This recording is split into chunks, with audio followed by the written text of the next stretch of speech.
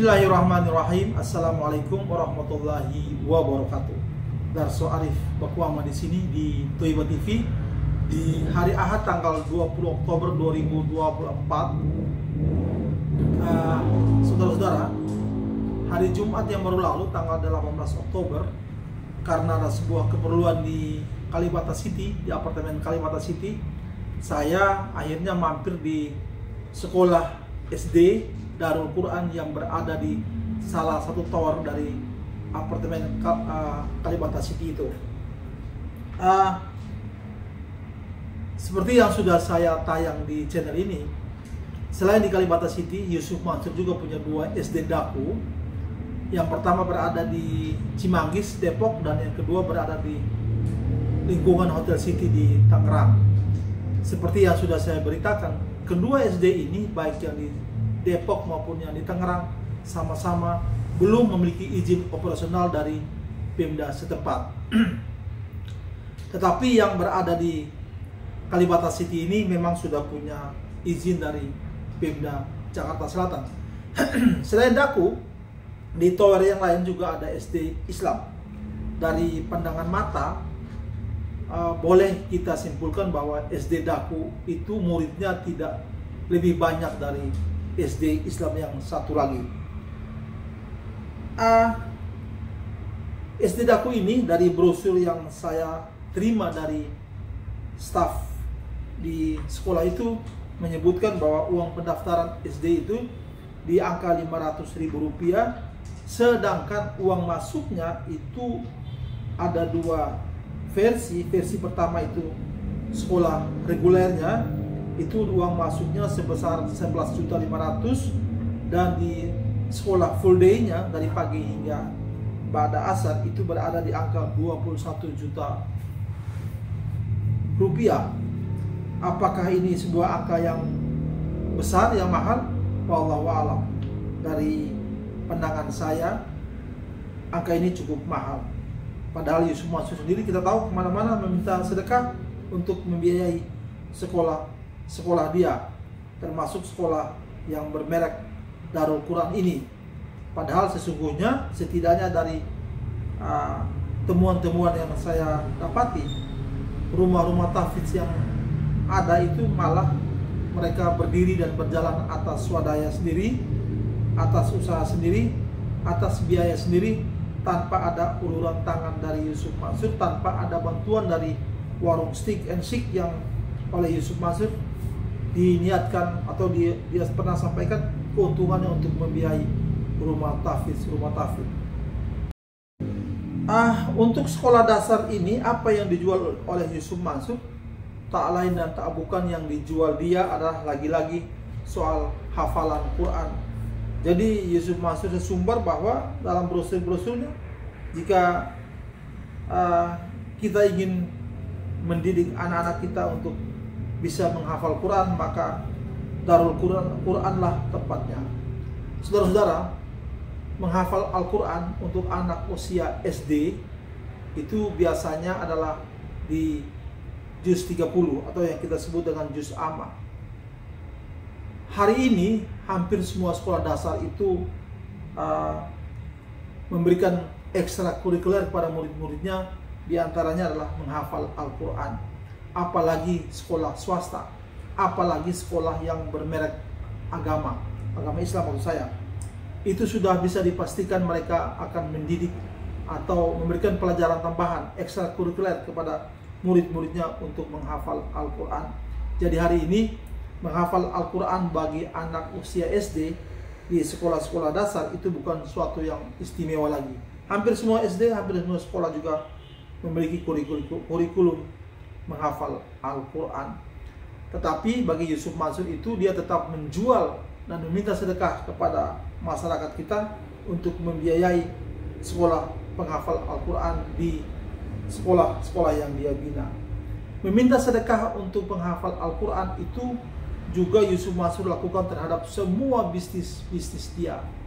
Mulai dari Miracle, Air Miracle, kita masih ingat di awal-awal Yusuf Mansur mulai berbisnis adalah sebuah MLM yang Yusuf Mansur mintakan sedekah tetap untuk bagi para penghafal Quran entah di mana. Semua investasi-investasi yang Yusuf Mansur galang itu juga dia sesumber di media bahwa tujuannya adalah untuk membiayai para penghafal Quran yang berada di rumah-rumah tahfidz. Tidak terkecuali Paitren yang hari ini sudah mati. Yusuf Mansur mampu merekrut begitu banyak orang untuk memakai atau membeli aplikasi Paitren yang dia niatkan atau yang dia sebutkan keuntungannya untuk membiayai para tahfidz ini. Kita tahu Yusuf Mansur juga selalu mengidentikan diri dia dengan orang yang memperlakukan atau menjalankan ekonomi syariah. Dia selalu mengidentikan diri dia dengan itu. Memang dalam beberapa bisnis dia seperti Paitren umpamanya, Yusuf Mansur mengajak beberapa ahli ekonomi syariah untuk bergabung di dalamnya. Sebut saja Muhammad Antonio Shafi'i atau Irfan Shawki Bek, dan ada beberapa lagi. Sayang sekali para ahli ekonomi syariah itu tidak bertahan lama di situ. Mereka angkat kaki dari bisnisnya Yusuf Mansur. Kita juga sepakat bahwa Yusuf Mansur selama ini memakai topeng agama, memakai jubah agama, memakai kalimat-kalimat thayyibah untuk menjual bisnis-bisnis dia, yang tentu saja keuntungannya tidak sampai kepada kepentingan umat, tapi lebih pada keuntungan pribadi. Saudara-saudara, tiba-tiba ada seorang pemerhati Thayyibah TV mengirim saya sebuah video. Video ini berasal dari sebuah channel yang bernama Badut Syariah. Mungkin saja si pemilik video ini, pemilik channel ini punya niatan yang positif, yang baik, punya niatan edukasi, karena dia walaupun dia memakai nama Badut Syariah, tetapi ketika Yusuf Mansur tampil dalam video itu, tentu secara langsung kita akan memiliki sebuah perspektif bahwa Yusuf Mansur memang layak disebut sebagai Badut Syariah. Kenapa? Karena selama ini Yusuf Mansur tampil dengan memakai jubah agama, memakai topeng syariah, tapi sesungguhnya dia tidak syariah dan dia tidak islami. Kita tahu Badut itu adalah seseorang yang merias dan memoles wajahnya dengan bedak tebal, dengan pulasan warna-warna yang mencolok. Ini saya bacakan definisinya. Badut memperagakan berbagai ekspresi wajah lucu. Profesi badut sebenarnya cukup tua di dunia ini. Badut, sebagaimana yang kita tahu, adalah orang yang mencari uang di jalanan. Tetapi ketika badut itu kita sandingkan dengan sebuah idiom sosial umpamanya, maka yang terkesan atau yang terbangun adalah sebuah opini bahwa itu adalah kecurangan di situ. Kelucuan yang punya niat kecurangan di situ dengan tujuan mendapatkan uang. Saya contohkan ada sebuah idiom yang beredar dengan masyarakat kita seperti badut politik umpamanya. Badut politik itu biasanya ditujukan atau dialamatkan kepada orang yang suka mengumbar senyum di setiap perhelatan dengan tujuan mencari sensasi, tebar pesona, tebar janji politik, orang yang sok tampil sebagai pahlawan, sok punya jiwa kemanusiaan, tetapi dia sesungguhnya sedang mencari simpati untuk kepentingan politik, dan tentu saja tujuannya adalah mencari keuntungan. Nah, video ini dari channel Badut Syariah ini terbangun perspektif kita, terbangun sudut pandang kita bahwa Yusuf Mansur itu memang layak kita sebut sebagai Badut Syariah, orang yang memakai topeng syariah untuk mencari keuntungan pribadi dengan cara-cara yang penuh kelucuan dan cara-cara yang tidak islami atau cara-cara yang tidak syar'i. Saudara-saudara, dalam video ini sesungguhnya sudah dirilis 4 tahun yang lalu. Yusuf Mansur dalam video Badut Syariah ini tampil dengan Abi Sudirman. Abi Sudirman ini adalah orang yang pada beberapa waktu yang lalu muncul pemberitaan bahwa dia terkena kasus yang cukup membuat kita geleng-geleng kepala. Abi Sudirman ini adalah pengasuh sebuah panti asuhan, tetapi anak-anak yang diasuhnya malah diperlakukan secara tidak manusiawi. Dia melakukan ruda paksa terhadap anak-anak yang dia asuh ini. Hari ini Abi Sudirman sudah ditersangkakan, sudah diproses secara hukum. Nah, ketika Yusuf Mansur tampil dengan Abi Sudirman dalam video badut syariah ini, cukup memberi kita alasan bahwa memang pantas Yusuf Mansur itu kita beri identik sebagai badut syariah. Dia mencari uang dengan memakai topeng syariah, dengan jubah Islami, tetapi sesungguhnya dia sedang mencari keuntungan pribadi.